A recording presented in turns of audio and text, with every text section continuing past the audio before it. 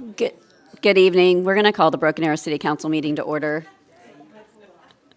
18 seconds behind time.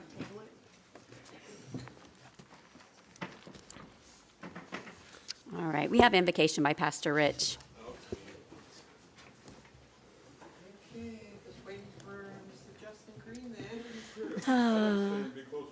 Yeah, I know. Closer to heaven you can get. Okay, guys, here we go. If we could just, bow your heads for a word of prayer. So, Father God, we call upon your hand to help our city become better and better. May your wisdom and understanding rest upon our city council, city manager, as they listen to the requests coming before them tonight. You have all the answers. You have all the solutions. Your voice can be heard as a whisper in their ears to make the right decisions. Lord, we want this city to prosper. Please position Broken Arrow as an example to our state and nation, where the light shines because of the leaders who acknowledge you and want to keep you in the forefront. Thank you, Lord, for the promise that when the righteous lead, the people rejoice. In your precious name, Lord, amen. Amen. The people rejoice. Thank you, sir. Take care. Pickle. Here. Green. Here. Ford. Here. Parks. Here. Wimpy. Here. Please stand and join me for the Pledge of Allegiance. Attention, salute, pledge.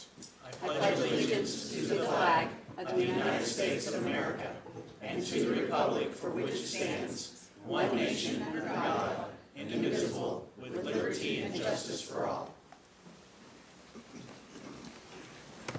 Thank you.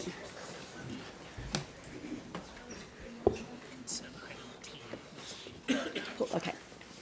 We have item 5T from the consent agenda to be pulled for discussion. Is there any other items? K. And item K.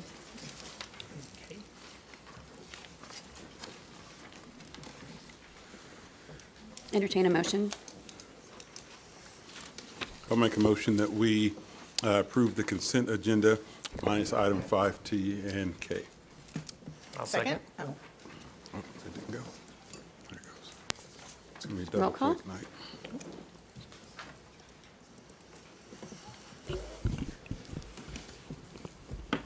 All right. Item K, notification of city manager's execution of an agreement with the Broken Arrow Chamber of Commerce for advertising, promotion, and marketing of the Rooster Days Festival for an amount not to exceed $20,000. Yes, I would like for this to go before the tourism board. Oh, okay. Well, that would make sense. Yes, I absolutely support the councilor's request. I think that's something we've done traditionally, and it shouldn't come to the council until they've had a chance to visit about how those funds are going to be utilized, so there's full transparency. So do we need to table this then? I would recommend the council table until April 7th, or until such time as we can get the tourism board together to meet and then bring a recommendation. So moved. Second. Roll call.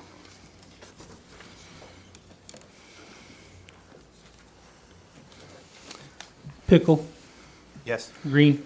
Yes. Ford. Yes. Parks. Yes. Wimpy. Yes. Item T is acceptance of the Drainage Advisory Committee's recommendation to approve the reallocation of the 2018 general obligation bond funds from design to construction funds for drainage improvements in South Fork Estates subdivision.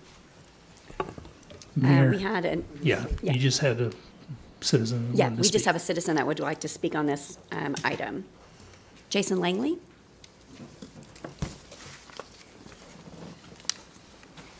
Hi. Getting used to this now. Thank you very much. It's been a long road, and you guys have been great through the whole process. I just wanted to express that. I know it's kind of atypical being on the consent agenda already, but I wanted to give you a quick status update since you've been with us from the beginning. If it comes to a close tonight with the process, then I figure you should ride the whole train. So I just want to give you this. We got one little rain in South Broken Arrow, and I know you love my videos. So I just wanted, this is what, if you guys chose to approve it tonight, this is what you would be helping us solve. So this was 2 weeks ago. Unfortunately, you can't really see the stream there, but you'll see it in a second. So that way you know I'm not completely full of it.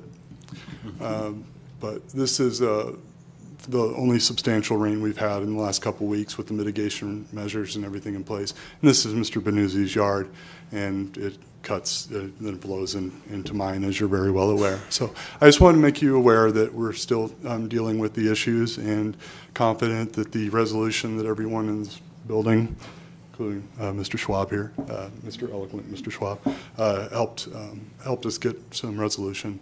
The waivers have been signed by, as far as I'm aware, and hopefully everything's in place to go.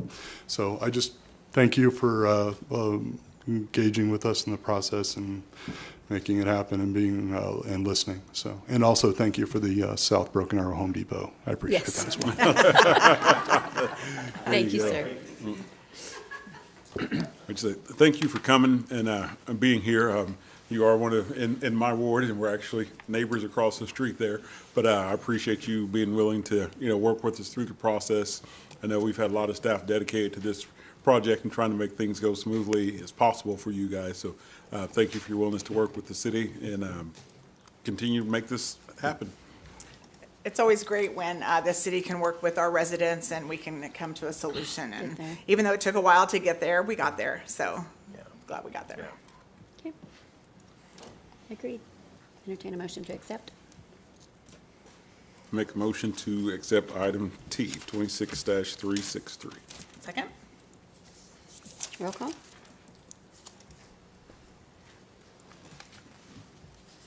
All right. Item 7 is public hearings, appeals, presentations, recognitions, and awards. Item A is approval of an authorization to execute a proclamation declaring April 2026 as Autism Awareness and Acceptance Month in the city of Broken Arrow. Molly. This is Molly.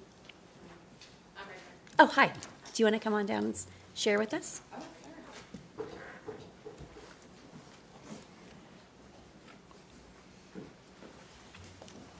Hello, everyone. My name's Molly. I work for Creoaks Health Services, but I'm also on a planning committee with Autism Foundation of Oklahoma, and we're having a Autism Awareness Day at the state capitol on April 2nd. Everyone is invited as well to celebrate our folks with autism and to really advocate for those that need more transportation, more services. I can go on and on. But we appreciate the proclamation that we'll be presenting at the Capitol. And as you know, Autism Awareness Month is April. So any activities and interest in that, we just really appreciate that and accept the proclamation. Absolutely. Well, I'll go ahead and read the proclamation, and then we can vote to accept it. Whereas autism affects an estimate 1 in 31 children and 1 in 45 adults and affects each person differently, resulting in unique strengths and challenges. Whereas autism can cause challenges with verbal and nonverbal communication, social interaction, and repetitive behaviors, and can affect anyone regardless of age, race, Ethnicity. yes? What he said? I got you. Gender or socioeconomic background. I'm going to work on that word. Thank you. Whereas autism is often accompanied by medical conditions that impact quality of life, and whereas a comprehensive and collaborative approach will help to advance research, provide a better understanding of autism spectrum disorder, while strengthening advocacy efforts and ensuring access to services and resources throughout the lifespan. And whereas early diagnosis and intervention tailored to individual needs can have lifelong benefits, easing the transition to adulthood and fostering greater independence. And whereas each person and family affected by autism should have access to reliable information, supports, and opportunities to live up to their greatest potential. And whereas the City of Broken Arrow is honored to take part in the annual observance of annual Autism Awareness and Acceptance Month to address the diverse needs of autistic individuals and their families. Now, therefore, I, Deborah Wimpy, do hereby proclaim April 2026 as Autism Awareness and Acceptance Month. So, do you want to come? You want to come back down, and I can. Yeah.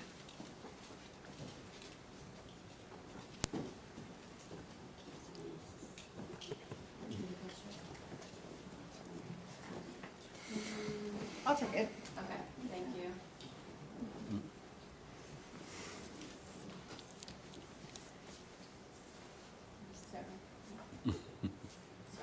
No, you're fine. There you go.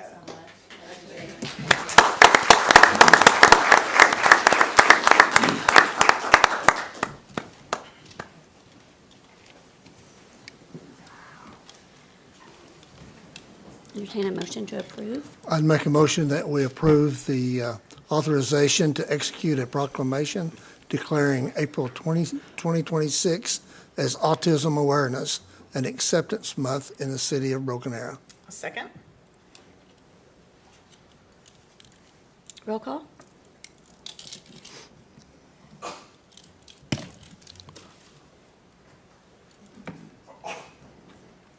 Bless you. We've got quite a few. I think I'm just going to rotate, and everyone can share with the reading of proclamations. How about that? Item B is approval of and authorization to execute a proclamation declaring the week of April 12th through 18th, 2026 as National Telecommunications Week. I'm going to pass this one either to Lisa or... I would love to read it. Okay. Whereas, do we have some telecommunicators in the office? Sometimes we have one out there. I don't see any. We have one. Over there. This is just for you, the center artist, Brandon. Whereas dedicated telecommunicators for the city of Broken Arrow provide dramatic life-saving services by talking to distressed callers through CPR, Helmnick maneuver, childbirth instruction, calming hysterical crime victims, and they make difficult decisions using limited information to save lives to reduce property damage on a daily basis. And whereas the 911 system contributes substantially to the health and safety of the citizens of Broken Arrow through the timely delivery of emergency calls to the correct emergency response agency and to the automatic identification of the caller's phone numbers and locations. And whereas the prompt response of police, firefighters, and medics is critical to protecting life and preserving property, it also results in the apprehension of criminals and the suppression of fires and timely treatment of the ill and injured. And whereas the men and women of the Broken Arrow Public Safety Communications Center have consistently answered thousands of emergency calls during the past year and provided fast assistance and needed assurance to victims of accidents, crimes, and illnesses. And whereas the critical functions performed by these telecommunicators play a significant role in the daily lives of approximately 100,000 plus Broken Arrowans. And whereas these telecommunicators provide the vital link between the citizens in need of help and public safety first responders. Whereas Congress, in cooperation with the National Emergency Number Association and the Associated Public Safety Communications officials, has set aside the second week in April to recognize the efforts of these dedicated people. Now, therefore, I, Deborah Wimpy, Mayor, the City of Broken Arrow, do hereby proclaim April 12th through 18th, 2026, Telecommunicator Appreciation Week, and encourage all citizens of Broken Arrow to recognize the value of this system in our daily lives and to acknowledge the dedicated people who oversee its operation every minute of every day for our safety. Whereas, in witness whereof, I hereunto set my hand and cause the seal of the City of Broken Arrow to be affixed this 24th day of March, 2026. I will say that they welcome lunches and dinners and cookies this week if you all would like to drop some by. And I also would like to say we were in D.C. this past week for the National League of Cities, and I did get with Chief Arnold, and we did talk to the congressmen and the senators about how important it is, because right now our communicators are they're like administrators, like they're registered as like administrators, and we want them to be classified as professionals. And so the National Leagues of Cities, that's one of our priorities in public safety and crime prevention, which I chair or co-chair that committee. And so we are advocating for that. So hopefully we'll be able to get you all reclassified. So anyway, congratulations.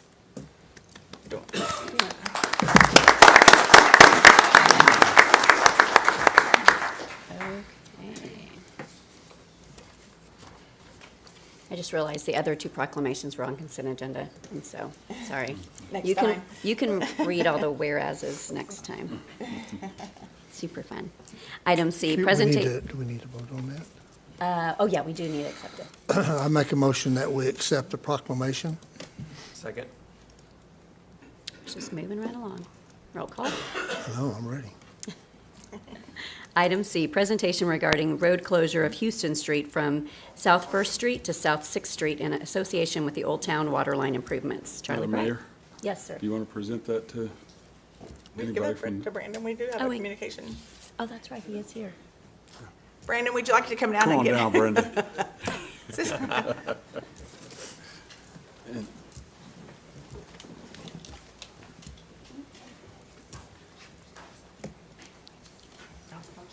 I'll just sign here, sign here. Very apropos, I'll get Lisa too. That should do it.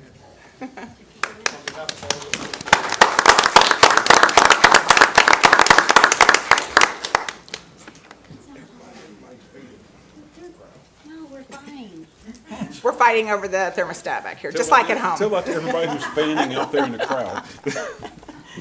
We need to get our mayor a little heater. We'll Wanna get borrow her. my jacket? Yes. Come on, guys. All right, Charlie. Good evening, Mayor, Vice Mayor, Council members, Mr. Spurgeon. My name is Charlie Bright. I'm the Director of Engineering and Construction. As you guys know, this is a presentation tonight because the authority to close lanes and close roads ultimately falls on the city manager's office or his designee. But as we've done standardly, we like to let the governing body and the public know when we think there's going to be a major road closure of an arterial road. This has to do with a project that this governing body approved a few months ago for Old Town water line improvements.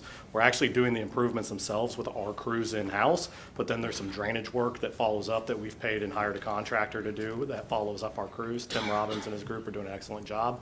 In this particular situation, because it's an arterial road, Houston, between Main and Lynn Lane, but it's also kind of acting as a residential road there. You're kind of going through the Old Town portion, and so the right-of-way is smaller. The lines are really close to the road in this situation, so the water line that we're working on is about 6 feet off the shoulder of the road. So we're not getting in the road, but our equipment will be swinging out over the road. Our people will be right next to the road, so we've put in a road closure request. Technically, the applicant is the city of Broken Arrow, but we're going through the process, putting in the road closure request to shut down this portion of Houston for about a month. Due to the traffic volume that's in the area and the way it kind of acts residential, we don't think it's going to be too substantial, but we're going to push people up to Dallas Street and then back out and around. So happy to answer any questions you guys have.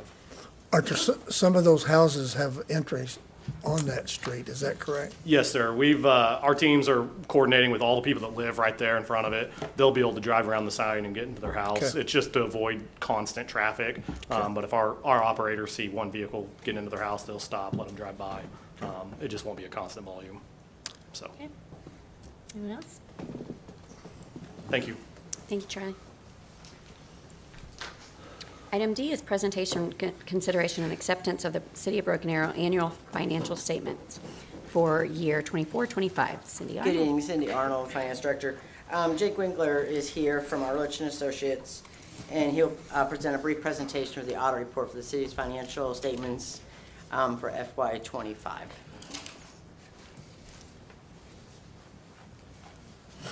Thank you, Cindy. I'll emphasize the brief there, so we'll go fast. This is a no news is good news presentation, which is exactly what you want. You want boring audit presentations. Nothing exciting is ever good for an audit. You do have a clean report. We don't have any findings to report. We have no significant deficiencies, no material weaknesses. We did audit federal grant money as well. We did not find any issues in there. You have a clean uniform guidance opinion as well, and another, again, a clean yellow book report. So overall, it's a very no news is good news kind of audit. So if you all do have questions, I think you got it in advance. I can take those now, but if you don't, I can turn the floor back over to you. What you don't know is our grant writer is actually out she's with our Cobra University class, and she's so excited that you're here to say that, so we wanted to give her. They were amazing. They did unbelievable. Put it in the grant reports. So. Well, you know, I think that's part of us with our transparency. So we have no doubt that we were going to get a good audit report back, obviously, because we have all the faith in Cindy and her team. But it's always good news. A special thanks to Cindy and Tom. I mean, they were on the ball. One of the big reasons we were able to get through this, and I mean, you're a large city. It takes some time to get through things. And Cindy and Tom were just on top of things, giving us good records, clean records. They did a great job. So we want to give them a special thanks. Fantastic. Yes, thank you, sir. Yep. Thank you. Yes, and thank you, Cindy and Tom. I don't see Tom. Is Tom in here? I don't think he's in here. All right.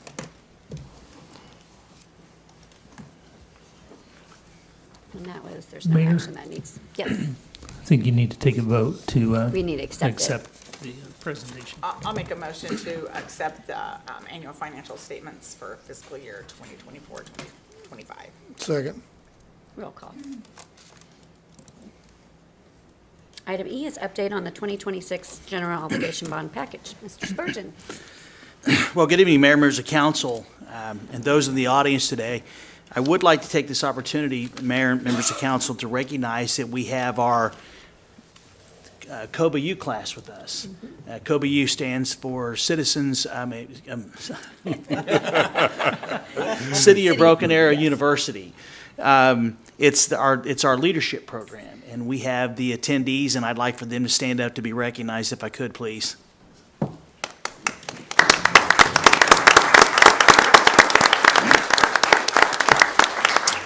Council had a chance to, you can sit down now.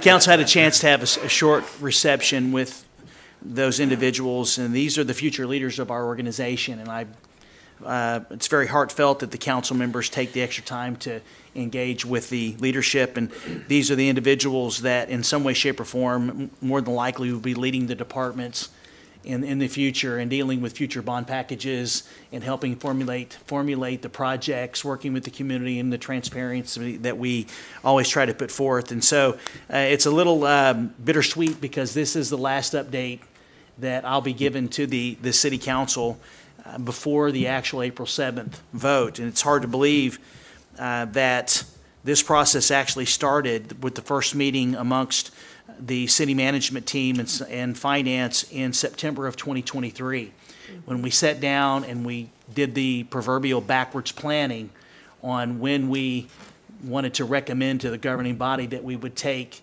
the bond package to the voters. And I remember Justin had just been in office for just a few months, and we were just discussing the whole process and trying to boil down a bond package 101 in a very short period of time to the governing body members that were relatively new at the time. And I remember having that conversation, and I appreciate all your questions, Justin.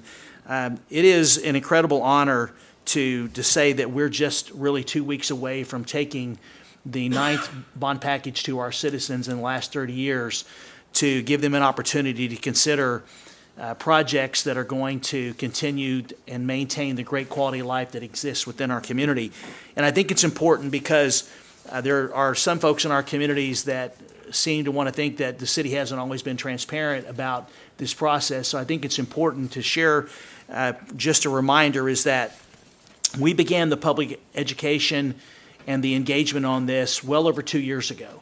And that included 7 surveys, dozens of community meetings, steering committee made up of community citizens, and three public forums. Maximum participation was requested by the council in all of those meetings. Many of those meetings included all of our community partners, whether it's our facilities, such as the Senior Center, Military History Center, Veterans Center, Arts 302, and the museum, along with the sports organizations, the 5 sports organizations.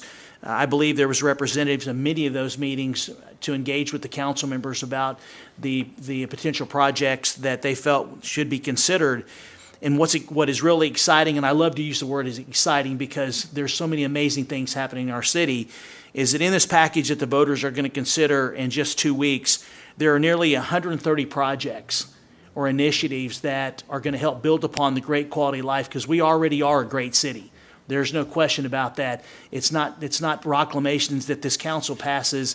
It's accolades that come from well-established organizations around the country and around the state. And so I'm very proud to say that we are already a great community. And that's because of the hard work of the citizens that are here today, as well as those that have come before this council and myself, and the shoulders in which we stand. And so I'm very excited. I want to remind everyone that January 6th, the council called for the election for the vote, as well as all the legislation and the 8 propositions. And since the council approved that and we moved into public education phase, we've had nearly 50 meetings. Some of those meetings have been as small as 5 or 6 citizens or 2 or 3 businesses, up to where we've had several meetings that had well over 100 citizens, business owners, operators. And that doesn't include the meetings that the Chamber of Commerce, James Bell and Amber Miller here this evening, they endorsed this package and have had their own discussions through their Million Cups program, for example.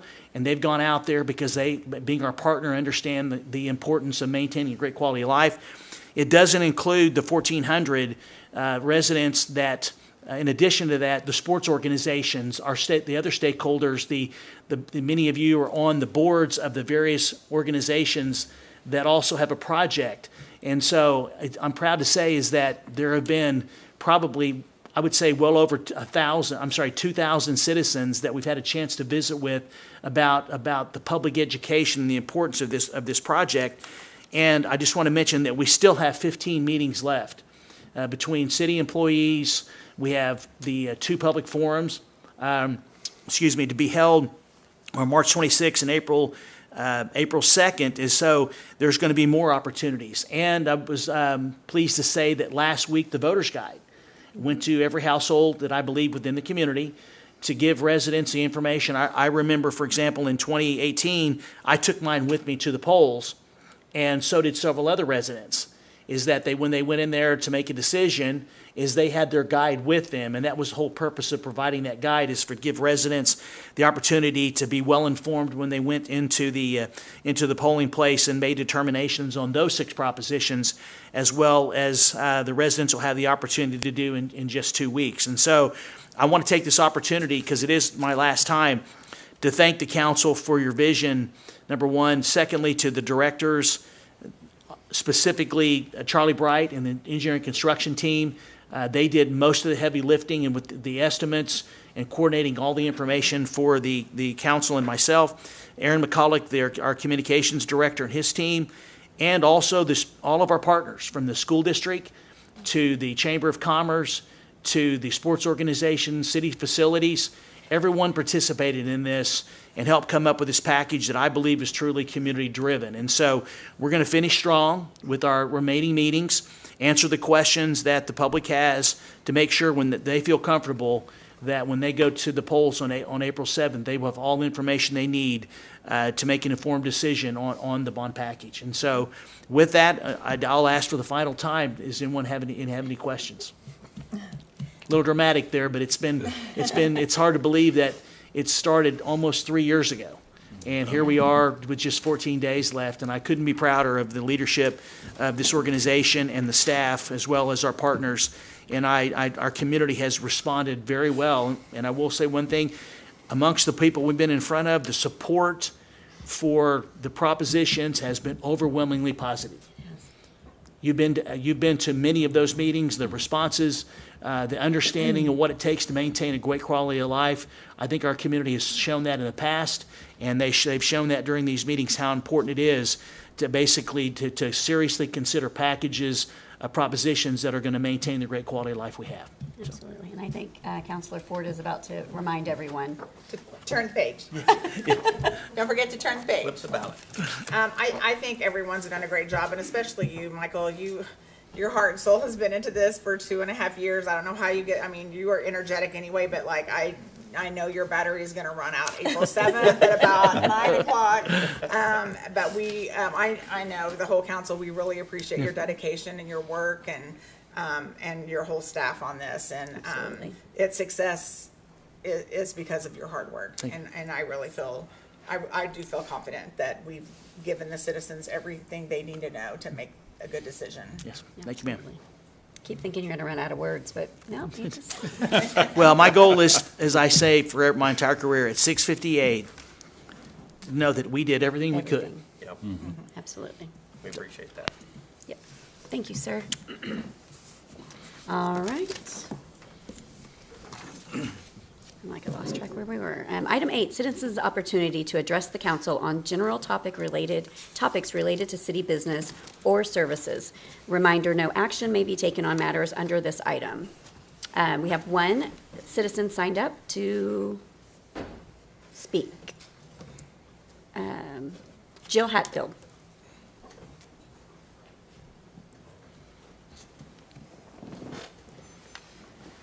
It has both of them. Okay. Thank you for the opportunity to speak before you. My name is Jill Hatfield. I live on College Street, pretty much across from the new Amazon facility. So I'm going to read this. While all of you have been celebrating the sale of the property on College Street to Amazon, I would like to make some comments.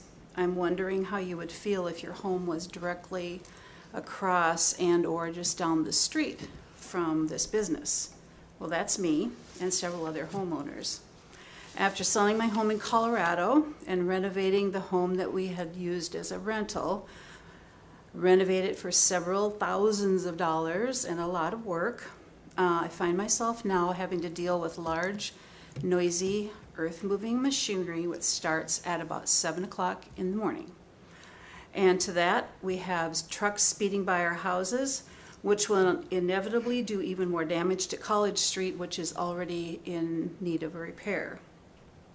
Our quiet neighborhood is quickly turning into an extremely noisy area and imposing an equally busy amount of traffic. And our peaceful enjoyment of life will definitely be affected, disrupting our daily lives. So I was wondering if it ever occurred to you to at least inform us, homeowners, of the coming chaos that we are now having and will be having for some time. And I'm sure that we would have had many questions about this. So my question is this: what is already planned for the street widening from 15th Street to County Line, and how will that affect the front yards of homes? Can I answer that, or should we just get the I think we should take the questions and then we can answer those questions. Second one is, I believe I've heard that west of 15th Street will be widened as well, which that is where I live. And how far into our yards will the street widening affect us? And then my third question is, do you know what is the status of the 180-unit apartment complex you approved last year for Beacon Apartments? And when will that construction begin? Because this is going to generate even more construction equipment, road damage, noise, dust, you name it. So if you're unable to answer these questions tonight, I'd like you to direct me to the person I can talk to, or we can talk to find out the answers so we can prepare for this. It's going to be a mess, and I'm determining whether or not this area of Broken Arrow is going to continue being my home. And I'm sad about that, because I like where I live.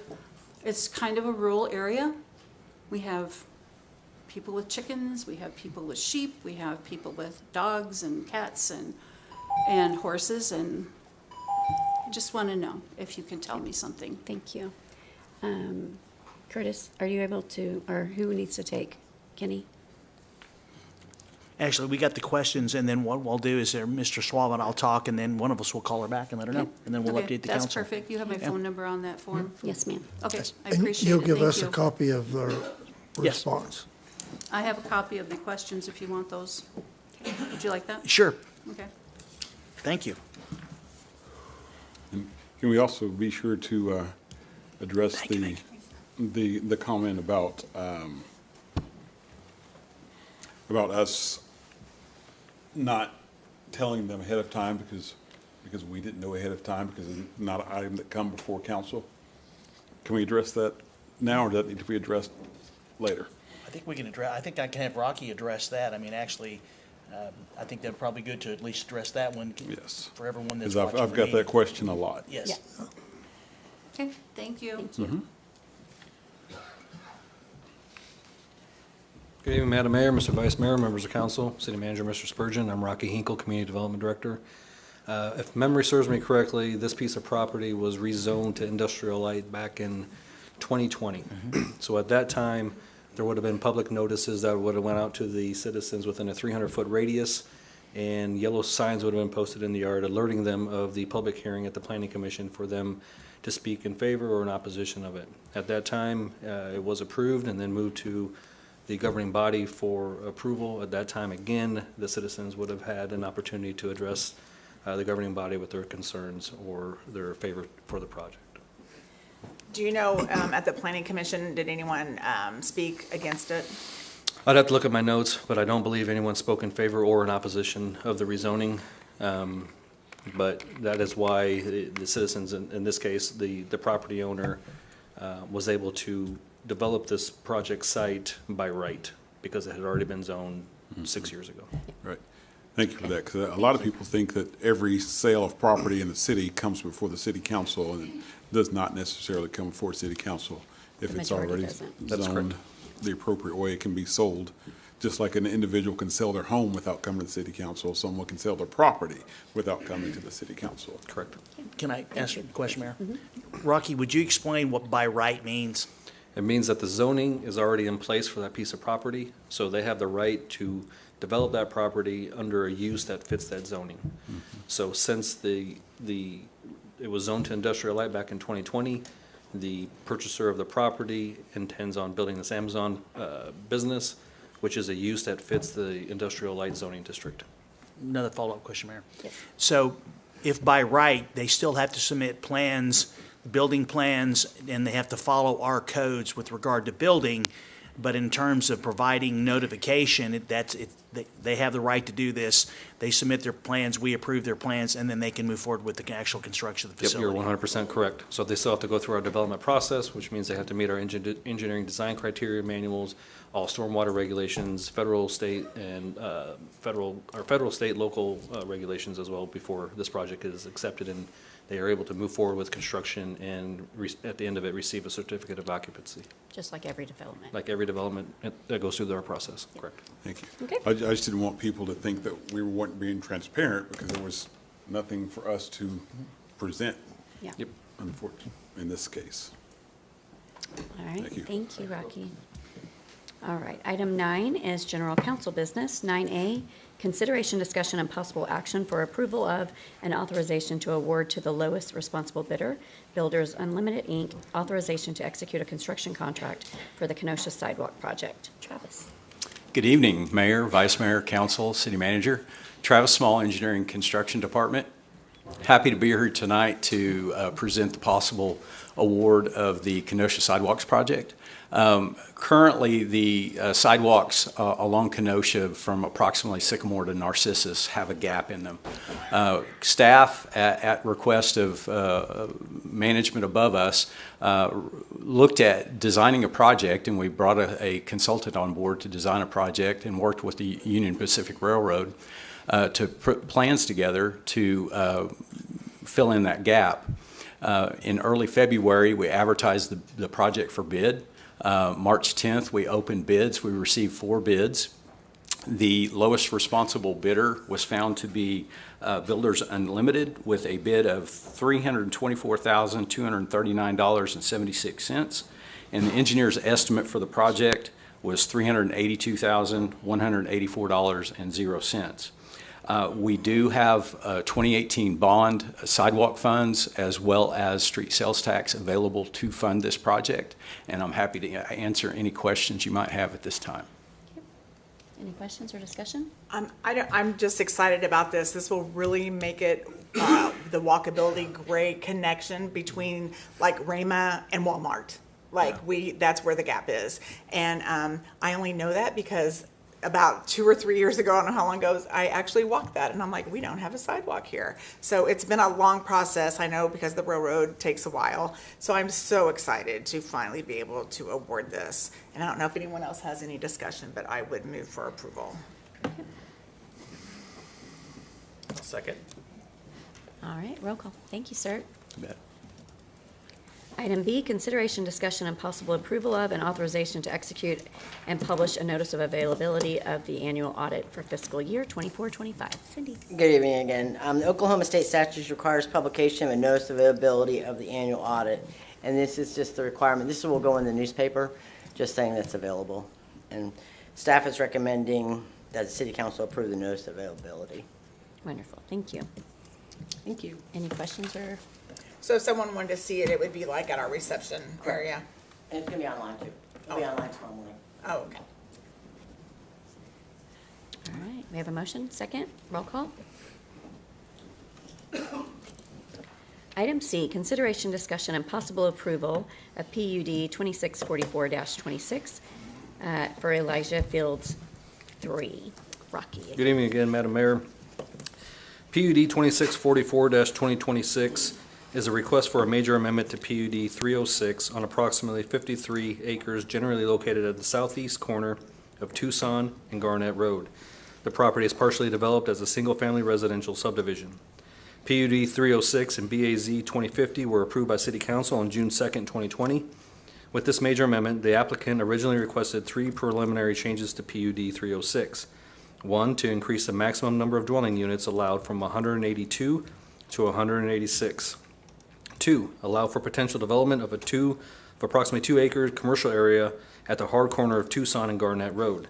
This amendment would only acknowledge the intent to develop the corner as commercial property and would still require a comprehensive plan change and rezoning change, or other applications to allow for commercial zoning would be made at a future date. 3, require arterial sidewalks along Tucson adjacent to reserves area F and G, and internal sidewalks would be provided as required, and arterial sidewalks along the potential future commercial tract will be required when developed. In addition to this PUD amendment, a sidewalk waiver will be required to modify the land subdivision code. During the Planning Commission meeting held February 26, 2026, one resident spoke in opposition to this item, and planning staff read 4 emails of opposition into the record. The citizen that spoke in opposition opposed increasing the density from 182 homes to 186 homes. The submitted emails opposed the potential for future commercial development. Planning Commission voted 3-2 to approve the increase in maximum dwelling units, deny the acknowledgement of future commercial development at the hard corner, and allow escrow for the sidewalks along Garnett Road and Tucson Street. An updated PUD document has been submitted by the applicant, which removes the request for the commercial area and simplifies the language regarding sidewalks. With that, I'd be happy to answer any questions, and a representative of the property owner is here to address any questions you may have as well. Any questions or discussion? So the main concern was the increased number. Did you say it increased from 181 to 186? So the current PUD 182? allowed 182 homes. They were asking for an increase of 4 homes to 186 total homes. Okay. And the commercial piece had been removed?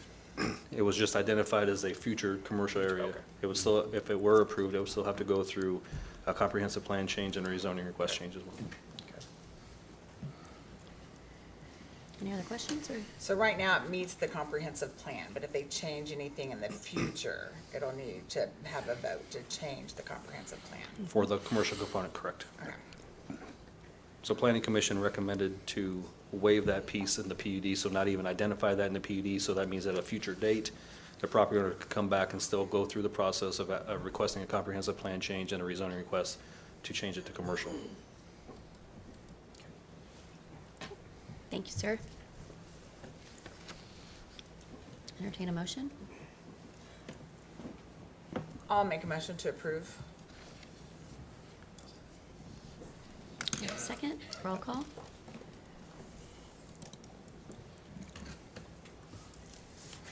Item D is consideration, discussion, and possible approval of the appointment or reappointment of a member to the Board of Adjustments. Rocky. Thank you again, Mayor. Michelle Bergwall currently serves as the City of Broken Arrow Board of Adjustment. During a recent review of board attendance records, staff determined that Ms. Bergwall's position had become vacant under the attendance provisions of the city code. Legal and city management have since reviewed the matter and recommend that Ms. Bergwall be reappointed to continue serving in the same position for the balance of the current term. Staff recommends approval of the reappointment of Michelle Bergwall to the City of Broken Arrow for a term to expire, City of Broken Arrow Board of Adjustments for a term to expire May 1st, 2028. Did you just say because she hasn't been attending the meetings? Correct. So why would we reappoint her? But it's Vice Mayor's appointment, and he has that option. Okay. Yeah, that was going to be my question. Oh, lots of questions. Yeah. I don't know if I've got the answers. I know that when this showed up is the first time I knew about it. Michelle has been great to work with the city. She's been on several committees, TIF committees, working with us. She was she was an architect or engineer, one of the two, working for the school system. So I don't know whether, was there some reason that she gave when you visited with her? She indicated that she couldn't make one of the last meetings because she was out of town and had a trip scheduled for, I don't know if it was work or personal, but she was out of town. About how many times do they meet, do you think, a year? Because it's not regularly. 2 to 4, but here lately, we've had like 3 or 4 in the last couple of months, so, which is highly unusual, but yeah. Okay, and she did realize that we're not pleased with missing the meetings, is Yep, that I correct? made that known as well. Does she want to be reappointed? I asked her that, and she said she does. Yes, it's from the information that I've got too. So, you know, I would like to see her on it, but she needs to be there at it, at the meeting. So I'd recommend that we go ahead and reappoint her, and we keep close monitoring of it, and let us know if there was any change, because she does add a lot of value. I think all the staff would agree that she does add value, but she does need to be there, and we expect her to be there. So I'd like to make a motion that we go ahead and reappoint her to this position. Did she commit to trying to attend better? Yeah, I mean, she I know was. one, she was out of town, but obviously there was more than one. I know we don't just put somebody off for missing one meeting. Yeah, she was aware of her absence when I spoke with her, and she indicated that she was interested in being reappointed and that she would show up to future meetings.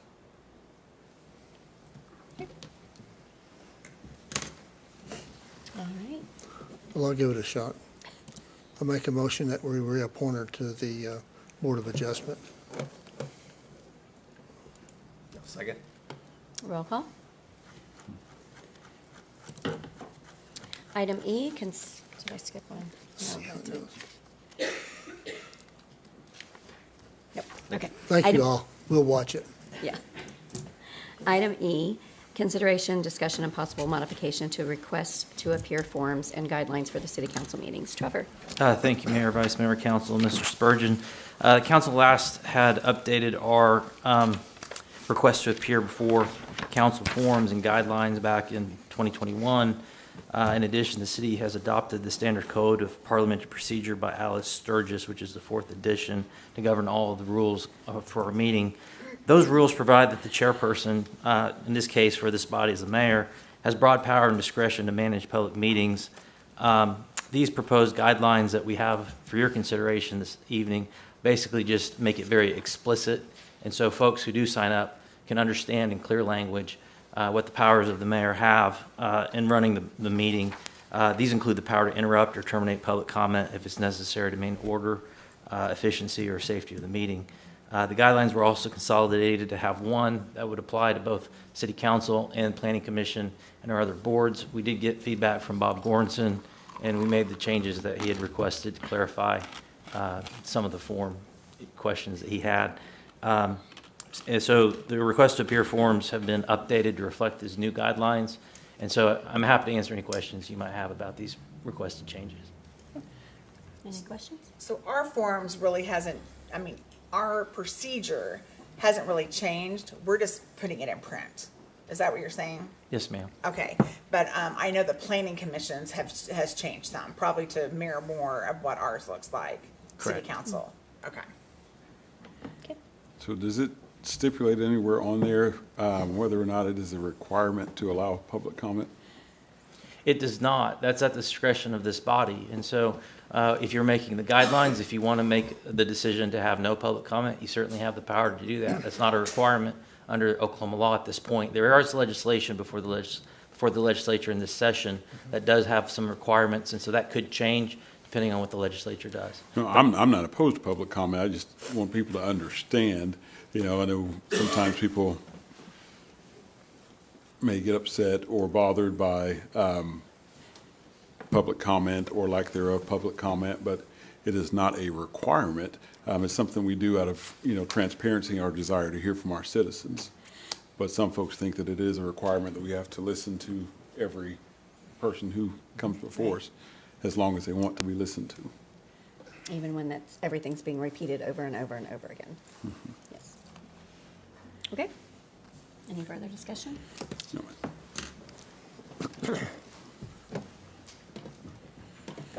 I'll make a motion to accept it. Second. Roll call.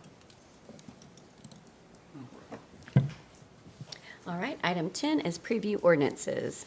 10A, consideration, discussion, and possible preview of ordinance number 3905, amending Chapter 7. Trevor. Thank you, Mayor. I know, there's a lot of words. We'd be here all night. And this is the third time that we've presented this before the body. I think we've definitely done our due diligence in terms of getting public comment and presenting what the issues have been that the community has faced. As you may recall, Chief Arnold initially had brought this to the city manager's attention, who tasked me, the legal department, to come up with some guidelines and additional restrictions that could address some of these issues. Specifically, I think we had some 40 to 50 type incidents of short-term rentals that had unattended juveniles who have been intoxicated, lots of noise complaints, issues of being able to identify who owned the short-term rental, not being able to contact a local agent to address what some of these issues were. And I think there's been a thorough record that Chief Arnold had made at 2 of our different presentations. As you may recall, back on March the 3rd, we had a working session to discuss what some of these changes should be. We got input from several owners of the short-term rentals, and based upon your input and your guidance, we've taken another stab at redrafting and are presenting it for your further consideration, and also get any further direction or comment from you on if these are the changes that you want to see going forward. Again, this is just a preview. It's not a final adoption. Just briefly, since last time that we discussed this, some of the changes that we added were basically to add formal definitions for the different types of the short-term rentals. Those were already in our zoning ordinance. We just pulled those definitions over so everybody understood what the regulatory scheme was for the different short-term rentals. There was also a training completion discount that we had provided. We just eliminated that. That seemed to be a consensus that wasn't anything that was what was needed. There was also a lot of discussion about having mandatory general liability insurance. We've removed that requirement from this proposal. We also added clarifying language that there was issues about whether or not the hosting platform could remit applicable taxes and fees on the licensee's behalf. There was some question about whether or not we would allow that, and we clarified that we would. We also had issues from short-term rental owners about having the advertisements list and display the city license because they were concerned that it would show the unit and the actual address. And so we listened to them, and we removed that requirement under this updated proposed ordinance. And then there was also a mandate that the specific license number be displayed on the listing itself. That was been removed to avoid disclosing the specific address. We do retain the requirement that the license is needed to list on the platform, but that can be done, on the back end with the platforms, just to let them know that, hey, you need to make sure that they do have a license for them to be on your platform. We're just not going to require that license be posted that shows the address. We also had a change to the agent change registration. So if there was a change of who the local responsible agent was, we wanted 10 days notification. We'd had requests from the businesses that be extended to 30 calendar days, and so we've made that change. And also there was a question about the effective date for the transition. Initially, we had asked for 90 days. We'd had some of the business community ask that it be 1 year for each renewal, meaning if they had a licensed premises, the new regulations wouldn't come to apply to them until 1 year after they had originally been permitted. Mm-hmm. The difficulty with that, with enforcing that, is you have a running clock for multiple places, and so community developments would be put in a position where they're trying to continually figure out, okay, well, do these rules apply to this short-term rental or not? And a simpler way to do that would be to extend that from 90 days to 180 days. And so that basically doubles the amount of time for compliance with the new regulations. It also clarifies what the city's possible enforcement actions were. One of the big areas of conversation was how do we get people into the system so the bad actors aren't just operating without licenses. And so there's several different options that we have. So obviously the first one is criminal enforcement. We clarify that it's a Class B misdemeanor punishable by a fine not to exceed $1,000 and or imprisonment by more than 10 days.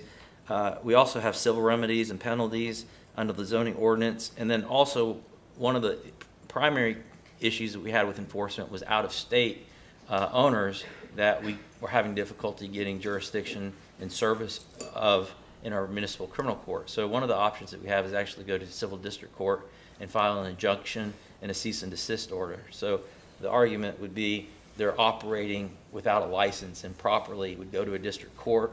We would be able to get service on them through the long arm civil service statutes.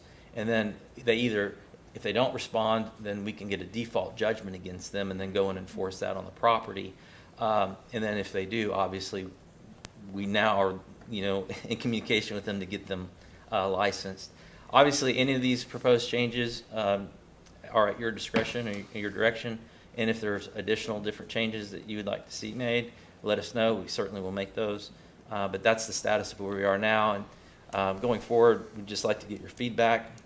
Once we get it in a form that you're comfortable with, we'd recommend that we put it up for final adoption. I understand that there's, I think, 3 different members of the public who want to speak to this matter. So happy to take questions at this time, or if you want to hear from the public and then address those questions, we can certainly do it that way.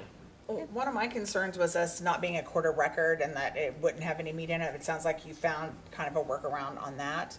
And maybe that should be another work session, is what is it gonna take for us to be a court of record? I mean, we're 130,000 population. It may be time for us to grow up and be a court of record, at that point. I mean, see what the benefits are or whatever. But I do appreciate your work on this, and I look forward to hearing from the speakers. Okay, thank you, Trevor. Thank you, Mary. All right, we do have 3 signed up to speak. First one is Amanda Soul.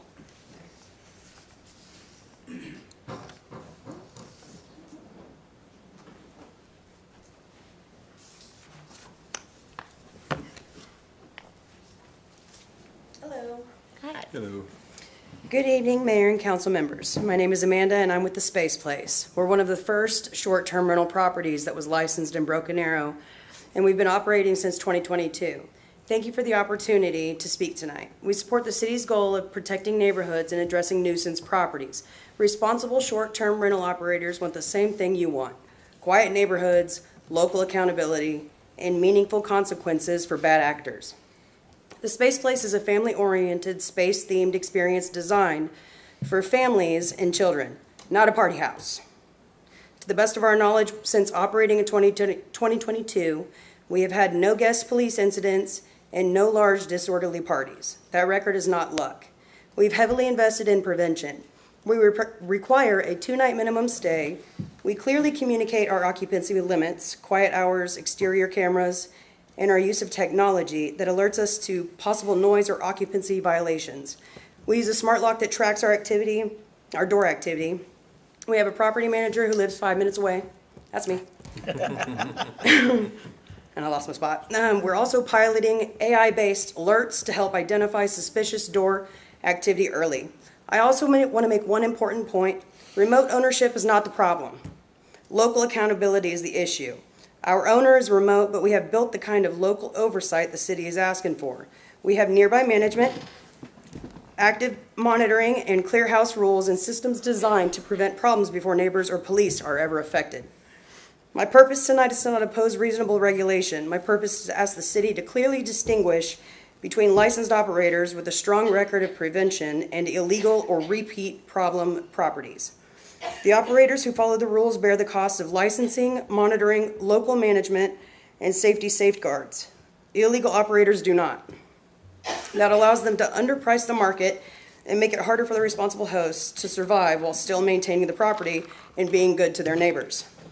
Even with an above average occupancy rate, a unique guest experience, and strong guest reviews, we have operated at a net loss almost every month since 2022. That has made it extremely difficult to fund improvements on the home and the landscaping.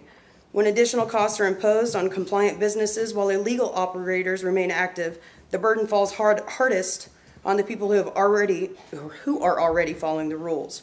We understand that no screening system is perfect. A bad guest can slip through anywhere, so we ask for rules that are firm but also fair and proportionate.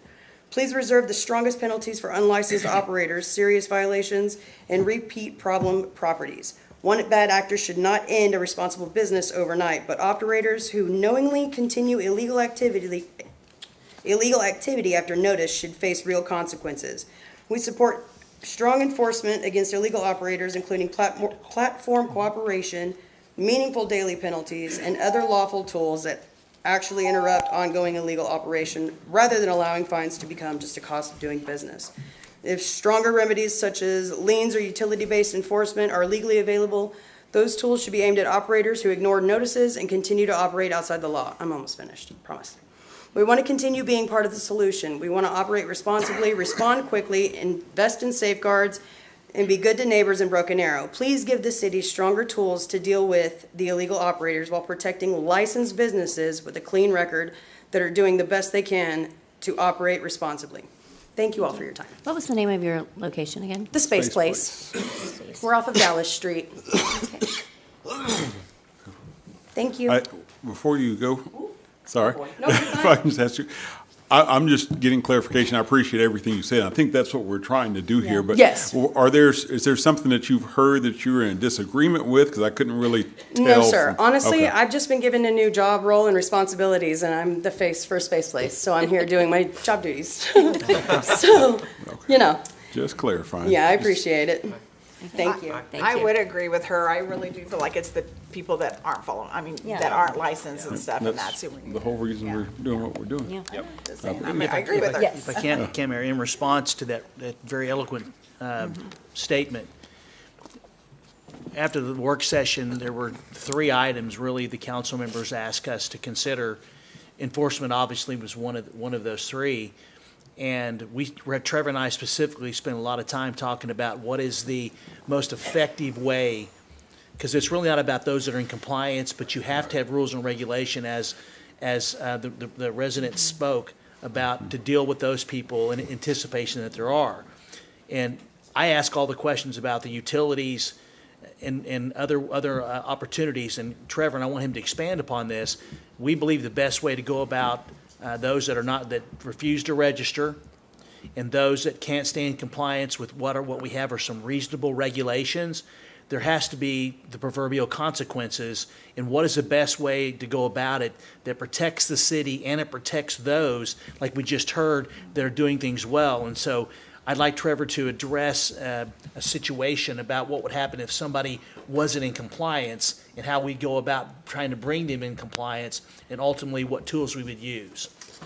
Thank you, Mr. Spurgeon. So as far as those that are in compliance and that are good citizens, good corporate citizens, the city's not intending to bring a hammer down on those folks. There is a suspension ladder, so there's escalating consequences in terms of, it might be a short-term suspension if you have 2 or more verified complaints in a 12-month period, so that might only be 30 days. But based upon everything that the speaker had said, the type of business that has those type of rules and regulations, those are already the things that we're calling for, so they would easily be in compliance. So those who are not in the system, that's really who we're trying to deal with, and those who are not even licensed, and then they're just not doing anything that we want them to do. So one of the main tools that we would have, this would be a new tool that we didn't have, previously addressed, because again, when we go through the code enforcement process, the issue that we had in municipal court was getting service and getting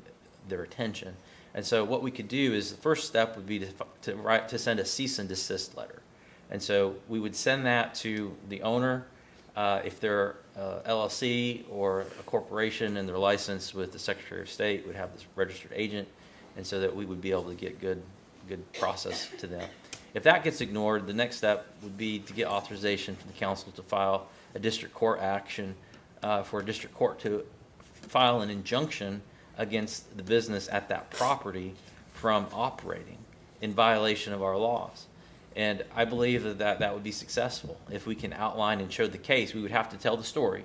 We would have to have sworn affidavits from our police officers, police reports, saying what is going on from community development in terms of them not being properly licensed, what our license requirements are, and that they should have an order that they can't operate until they come into compliance. And then once we can secure that district court order, there'll be several things that we could do to enforce it. One of the things that we would ask is that we could basically board up and prevent access to that property if they're continuing to violate we specifically asked that as a remedy, you know, from the court. And so, and then there's potentially other things that we could look at. At this point, I don't recommend. Maybe potentially utilities. That's a little bit more of a severe and a heavier lift. It gets a lot more scrutiny by the courts. Utilities are considered a life safety type service. But being able to shut them down through a civil action, I think, would get their attention. And hopefully the goal is when you send them a cease and desist letter and we tell them we will be filing an injunction if you don't comply, we're hoping that would get, you know, the 80% or so of those who aren't in compliance to get them into the system so that they can be good corporate citizens like the speaker. Again, talk about the service. Even these are out of state, and that they just can't ignore the notice to have to come to court. The service, the laws with regards to providing service. Sure. So in district court, civil district court, it's different than criminal court. You have what's called a long arm service statute for civil procedure that provides specific procedures on how to serve folks that are out of state if you need to get jurisdiction over them for operations within the state. And so essentially we would get a licensed service agent. Let's say if there's somebody that lives in Arkansas that's not in compliance, we would get a Arkansas service agent and they'd get them served. If they are operating as a corporation, they're required to register their registered agent with the Oklahoma Secretary of State. That would be the easiest. We could just serve the Secretary of State or the registered agent. So this gives us additional tools. It makes it easier to reach out and touch someone. I do have one question. I've read through this and listening to this, but I don't recall seeing what is going to be the procedure to say someone is operating outside the confines of what we have here. But I know one of our regulations is you can't have X amount of short-term rentals within, 300 feet of another one. So if someone, you know, a good person has one, a good business has one, then someone's operating right next door within that 300 feet. We can't really just bring them into license because it's not permitted to be there. So what's the recourse there? Does it be permanent shutdown?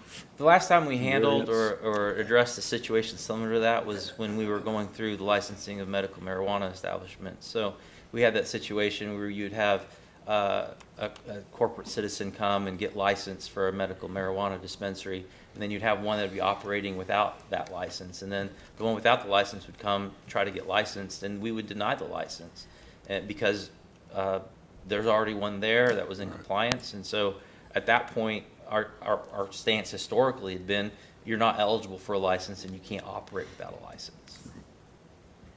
I think we've denied an Airbnb here because of the location was not, it was too close to the other. Yes. So in other words, Trevor, if somebody was operating illegally, they'd be going to get a cease and desist order? Correct. I want to follow up on the council members to be clear, and then if they chose not to, then we would go through the remedies that you just basically explained. Yes, sir. Okay. Yeah, I like it. Okay. Next citizen is Jeremiah, I think it's Causling. Yes, sorry.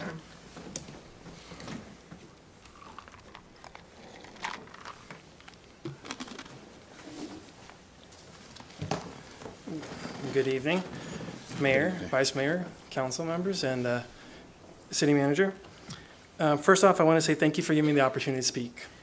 My name is Jeremiah Causling, and a little background about myself is that I have lived in Broken Arrow for 12 going on 13 years now, and I manage several short-term rentals in Broken Arrow with my wife. All of the houses we manage for are for people local to Broken Arrow, and a few are for missionaries overseas that provide them a home when they return. Also, I want to thank the City Council for making several adjustments to the ordinance, like the removal of the $1 million commercial liability requirement and extending license requirement to 180 days.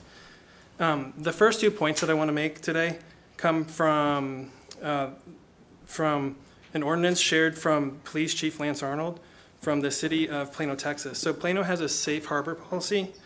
Currently, as it stands, the Broken Arrow proposed ordinance relies on an automatic rigid suspension ladder that suspends a license for 30 days after 2 verified police observations or complaints within a 12-month period. and for 90 days after 3 incidents. This strict system creates a perverse incentive. If an owner or an LRA proactively calls the police to report an incident, they will actually receive a documented strike against their license, which would be a penalty. Furthermore, the current language around a complaint brings to question if a neighbor complains twice about minor infractions, if it will result in a suspended license. So in contrast, Plano's safe harbor policy offers a common sense policy that allows the city to disregard a nuisance incident if the LRA immediately reports the incident to law enforcement and fully cooperates with the investigation. So safe harbor encourages owners to partner with police who are victims of deceptive guests and ensures permitted operators remain an asset to Broken Arrow's law enforcement efforts rather than fearing for their business. The second measure I want to propose is incentive-based fees, also from Plano's ordinance. Another way to encourage responsible management is to adopt Plano's Article 24, which offers a 33% reduced annual renewal fee for owners who operate for 12 months without a nuisance or serious incident. Rather than blanket penalties or suspensions, I would encourage the council to adopt a reward-based structure that encourages compliance and the continued compliance. The third measure I would like to propose would be to encourage, or is about the hotel motel tax. And I want to encourage the city to consider or reconsider the addition of a hotel motel tax on short-term rentals.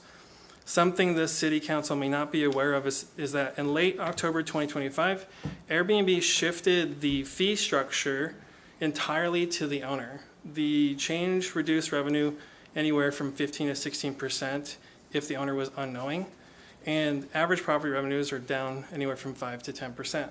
So adding a hotel tax may break the camel's back for many property owners due to decreased margins and ultimately reduce available lodging for tourism and harming city tax revenue.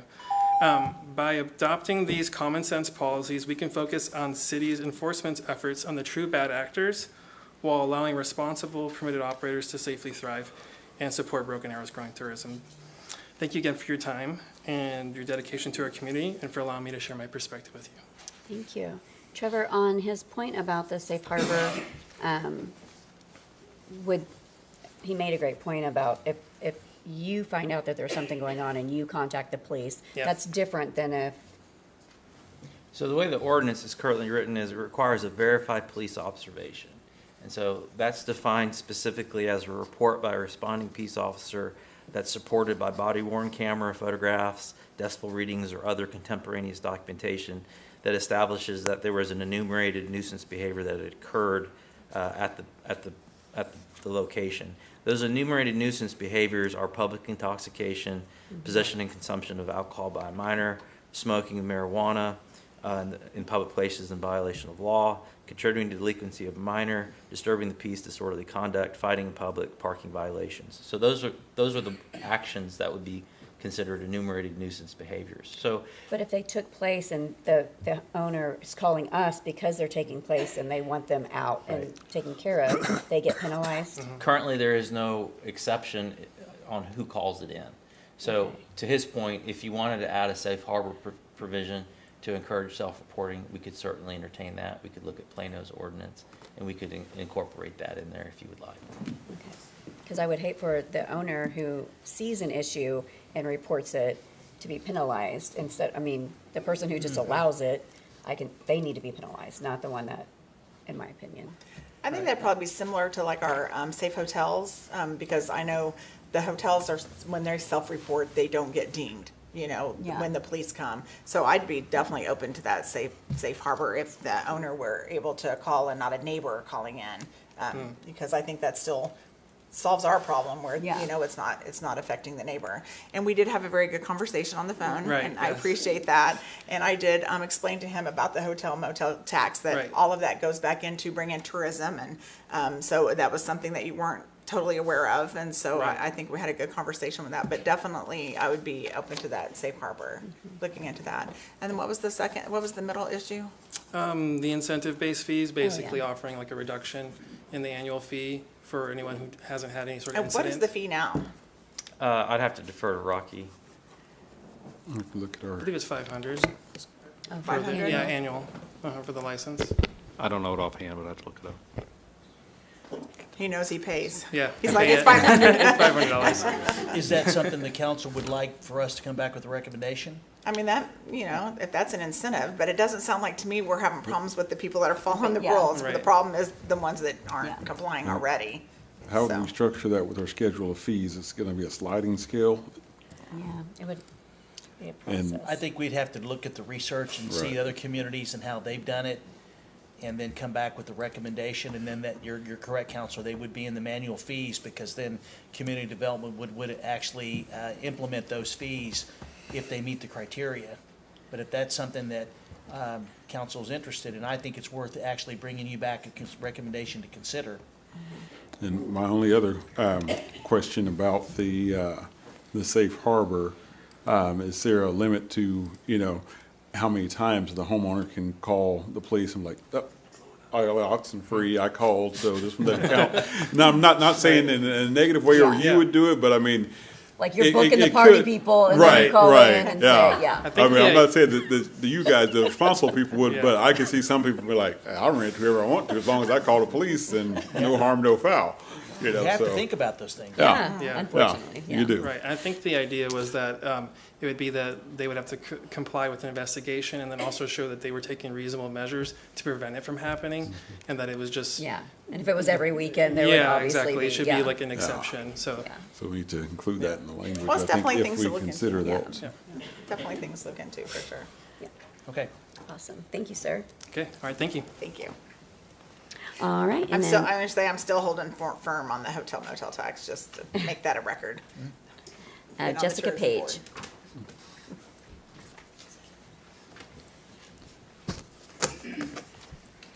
Hi, hi. Hi. Hey, thank you all so much for your service. Really, like we would not have the city that we do if it weren't for you all. So, with all my heart, thank you very, very much.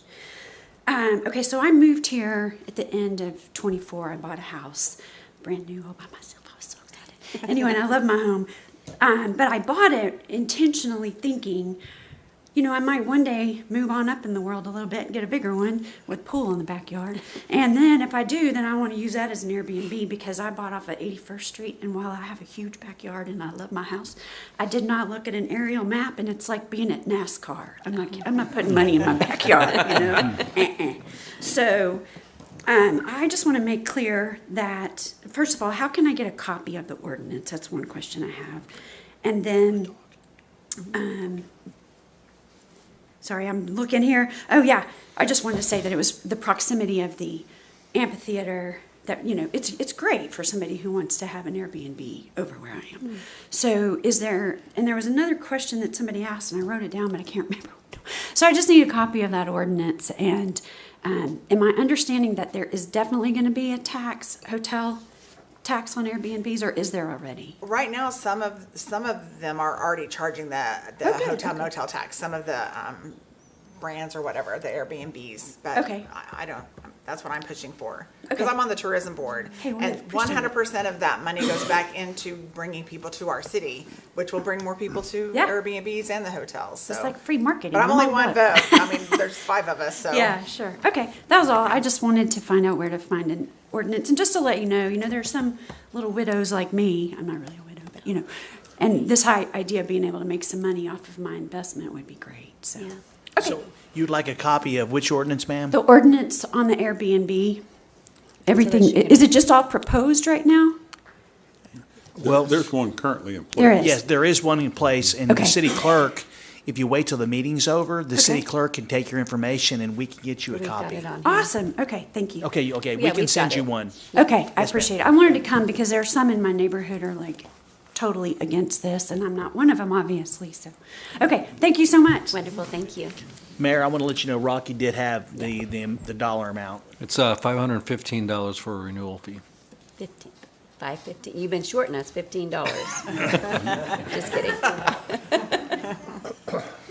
Just kidding. Okay. All right. Any other further discussion? Or it's just set for preview? So let me ask the council this. Obviously, I think there's some additional work to be done. Would you want to move forward with what you have now, or have us come back, do some additional research, and bring some recommendations so you can have one comprehensive ordinance? Yeah. I think one would For be one great. comprehensive ordinance. Then I would just make a motion to recommend staff to further review the items we discussed this evening and come back with the recommendations at the earliest possible opportunity. So moved. What he said. What he said. I'll second what he said. Roll call. And I actually just looked up the space place. Really cool. Thank you. Yeah. We worked really hard on it. Yeah, very cool. All right, item 11 is ordinances. 11A, consideration, discussion, and possible adoption of ordinance number 3907, amending chapter 21, streets and sidewalks. Trevor. Thank you, Mayor. We previewed this ordinance, at the last council. Basically, what this ordinance does is make it unlawful to discharge, deposit, spill, or allow to escape or track concrete, slurry, water wash, or other construction materials onto or into the city's right-of-way or stormwater system. We've learned that this has become more of an issue with more construction in the city, and some of the trucks are not properly securing their loads. And so this ordinance gives us the tools that we need to address those and hold violators accountable, so we can help clean up our streets and stormwater and our roads. Thank you. I'm kind of surprised we didn't already have that. I thought that's not already a law. We currently prohibit not properly securing loads, but this specifically addressed the concrete and the slurry and the washouts. Okay. Motion to approve. Second. Roll call. Item B is the emergency clause. Move for the emergency clause. Second. When it comes up.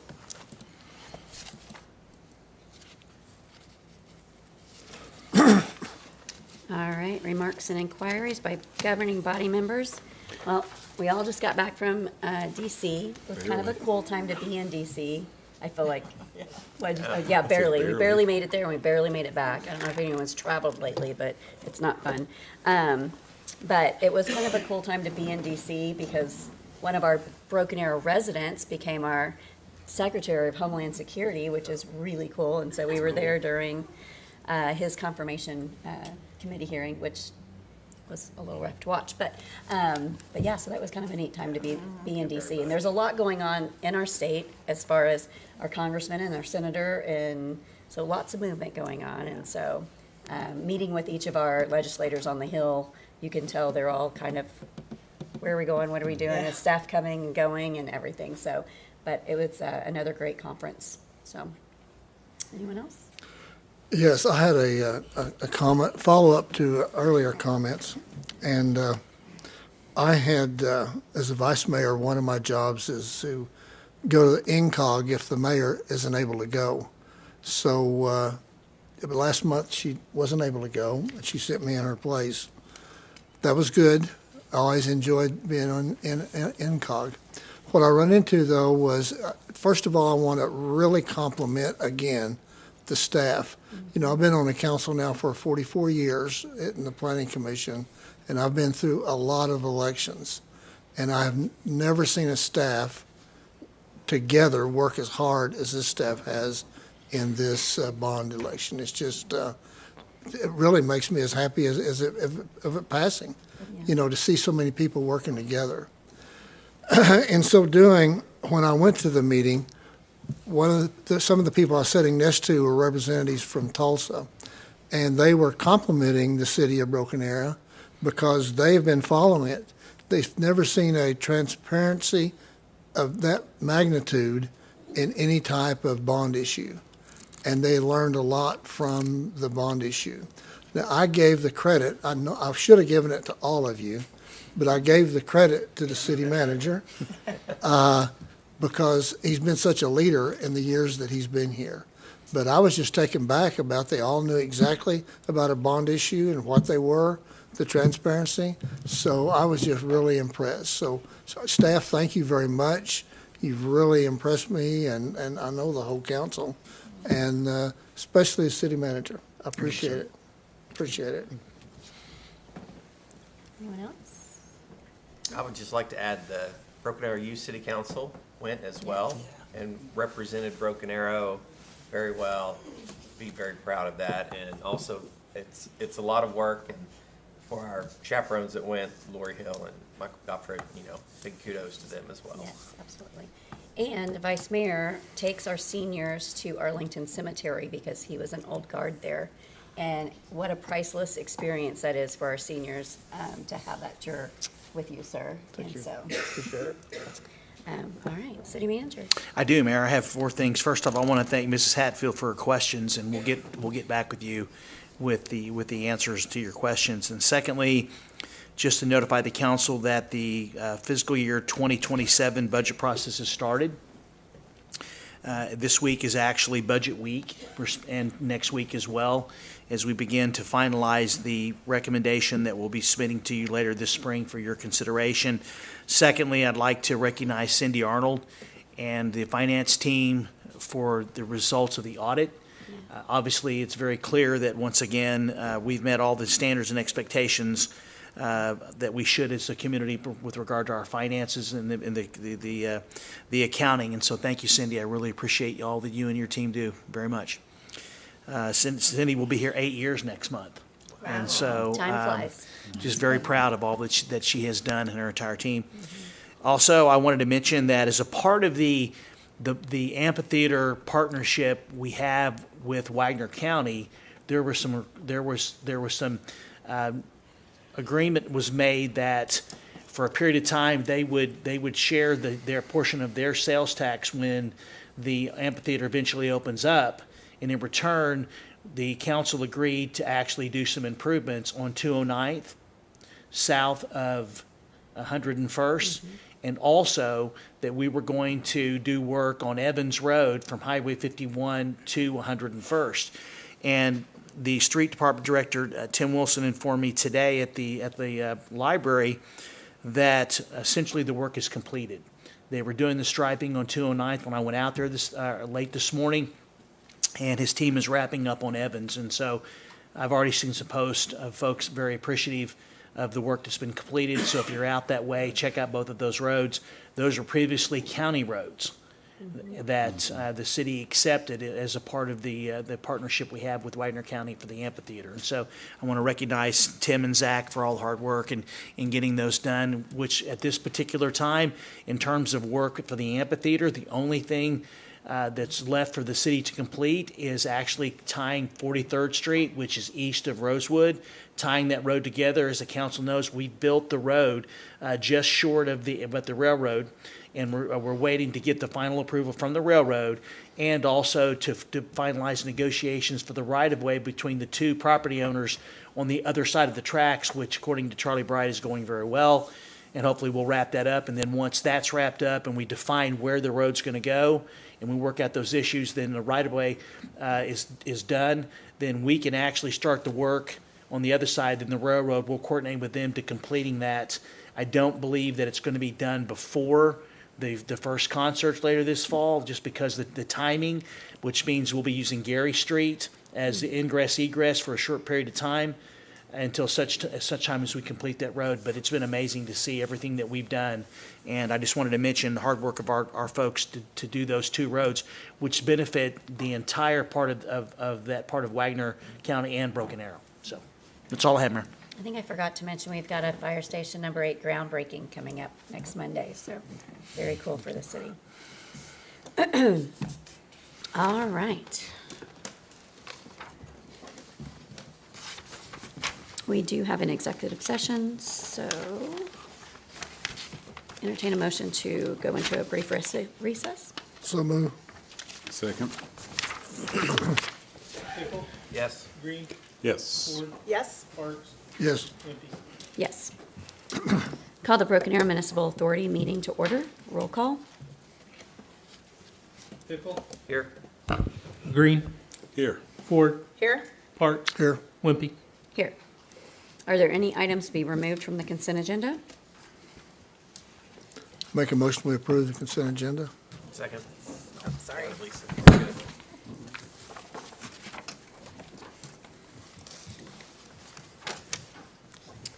There are no public hearings, appeals, presentation, recognitions, or awards. No Excuse me. general. Councilor Green, we still need your vote for the consent. I'm No. working over here. No general authority business. Remarks from governing body members? Oh, Arbor Day. Yeah, we'll plant a tree tomorrow. We're planting trees tomorrow.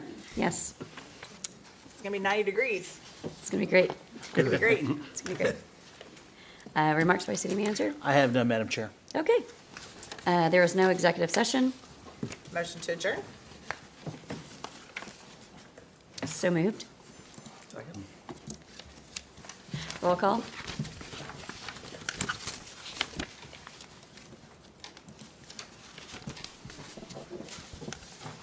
All right, call the Broken Arrow Economic Development Authority to order.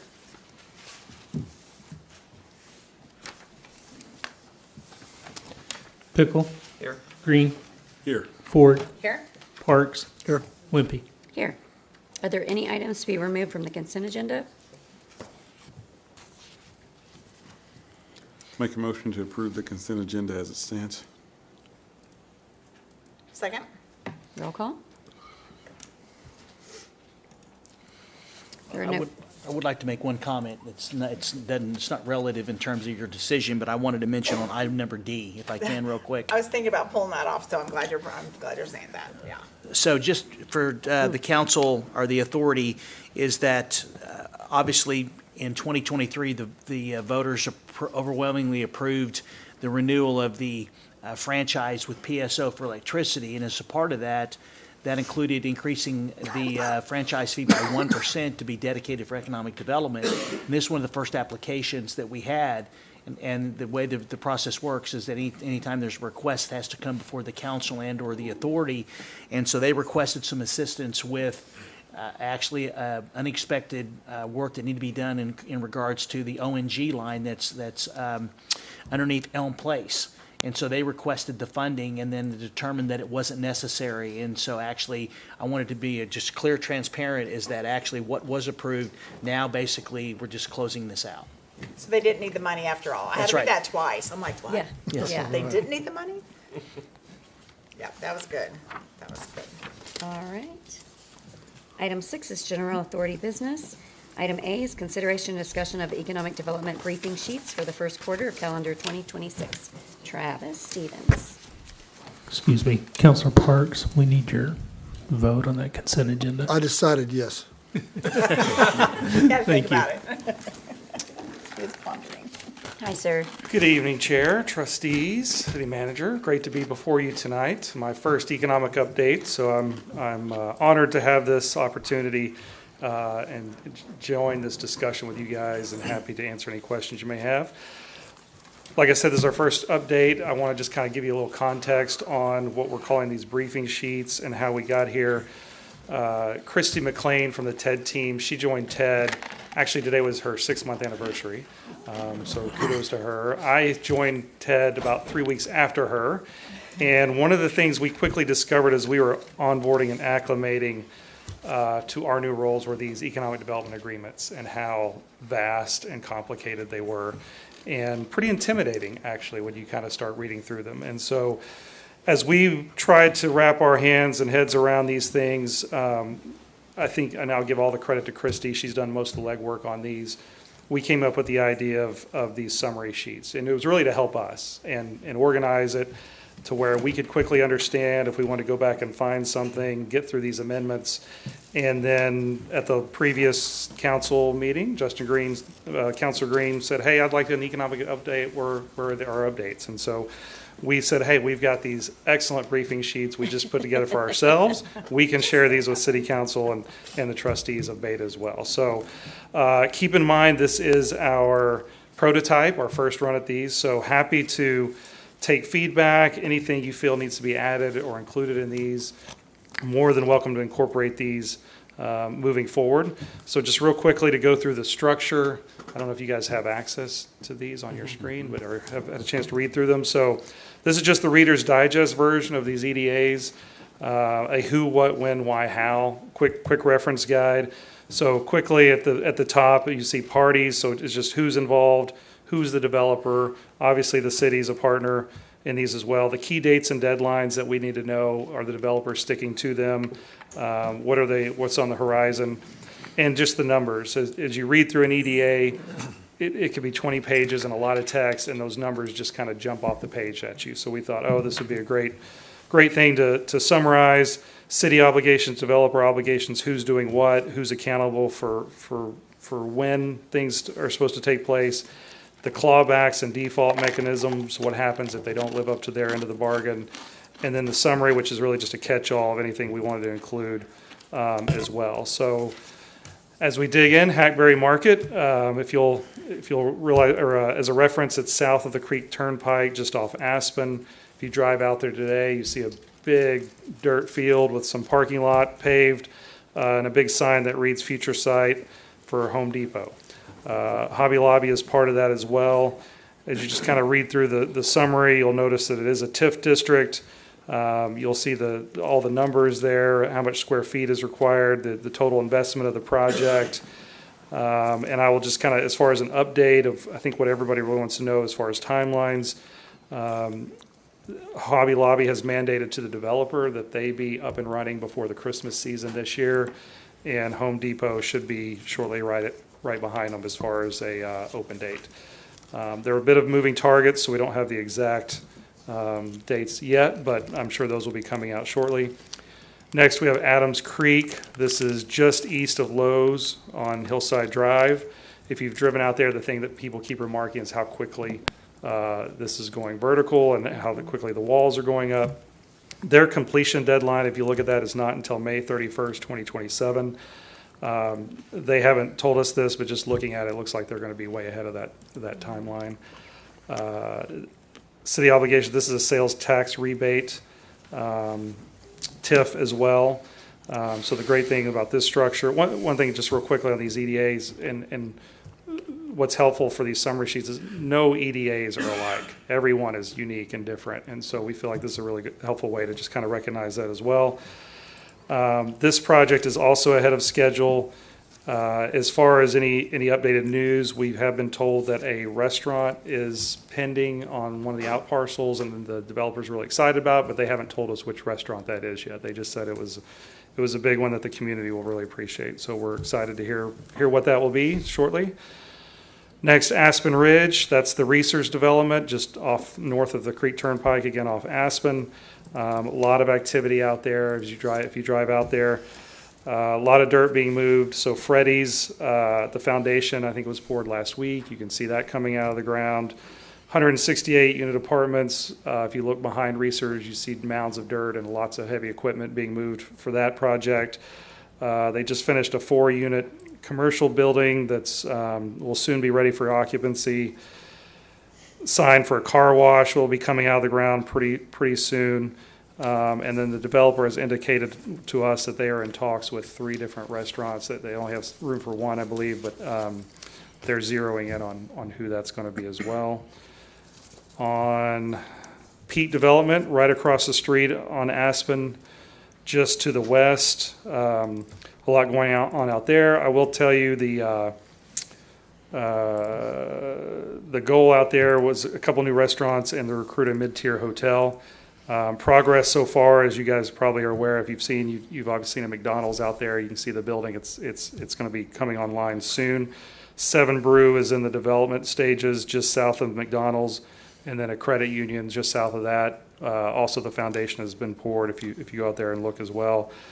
There is just kind of one thing to have on everyone's radar is when you look at clawbacks in that section, they were obligated to have a national full-service restaurant, sit-down restaurant by June 30th of 2025. They've obviously exceeded that.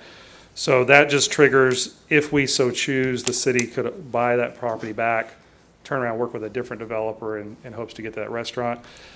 The best case scenario for us is to hopefully that this developer will finally come through and get that restaurant. Otherwise, it's just more time. It's working with another developer.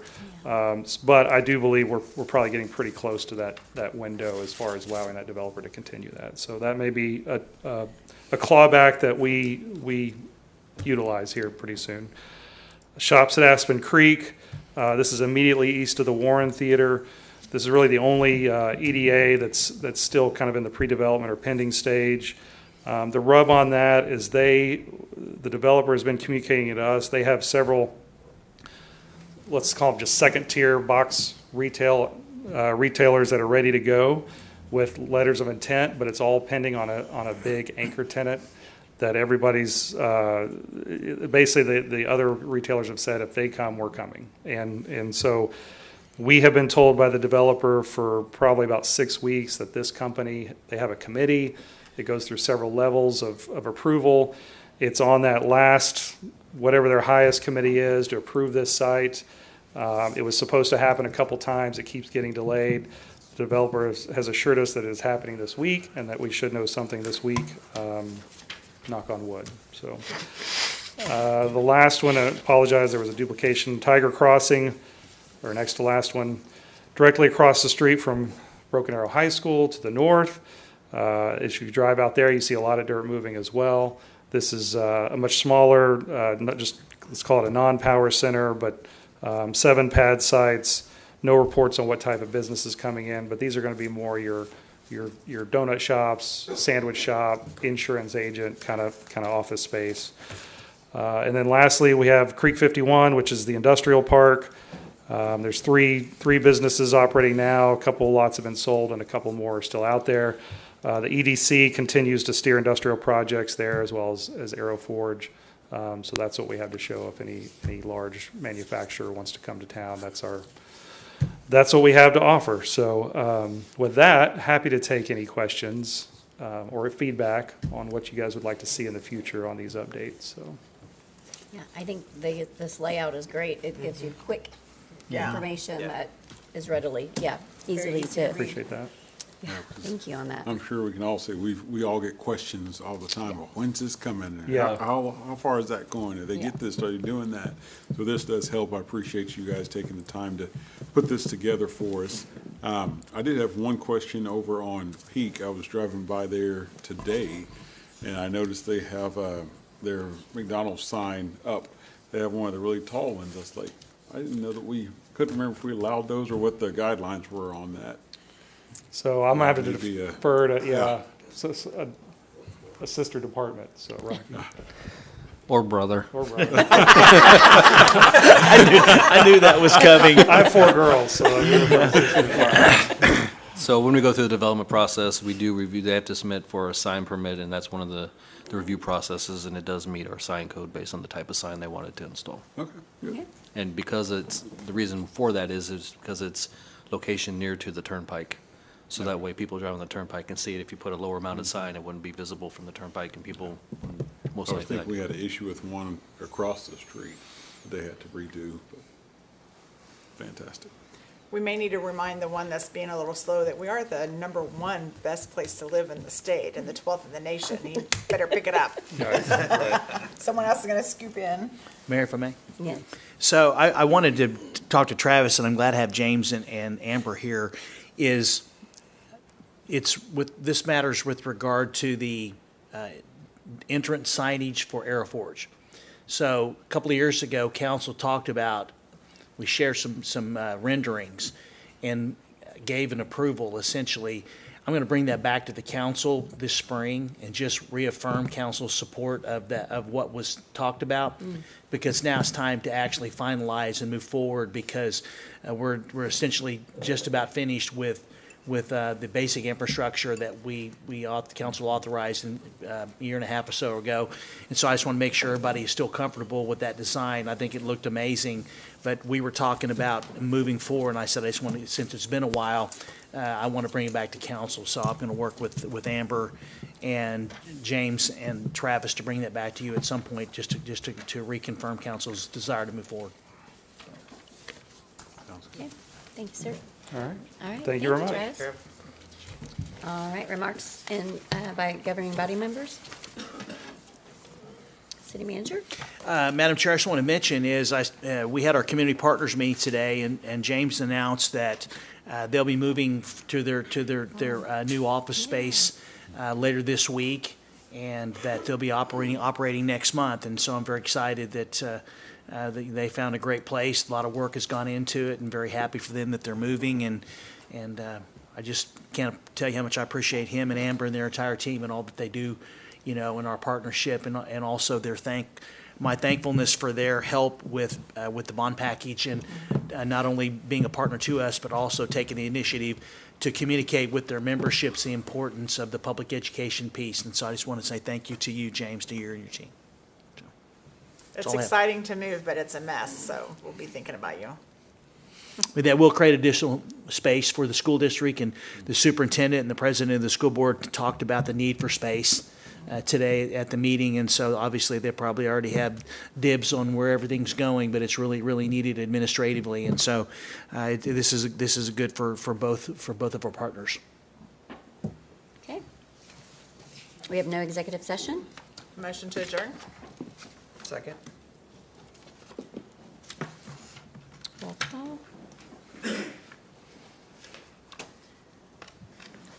I'll make a motion to clear the room and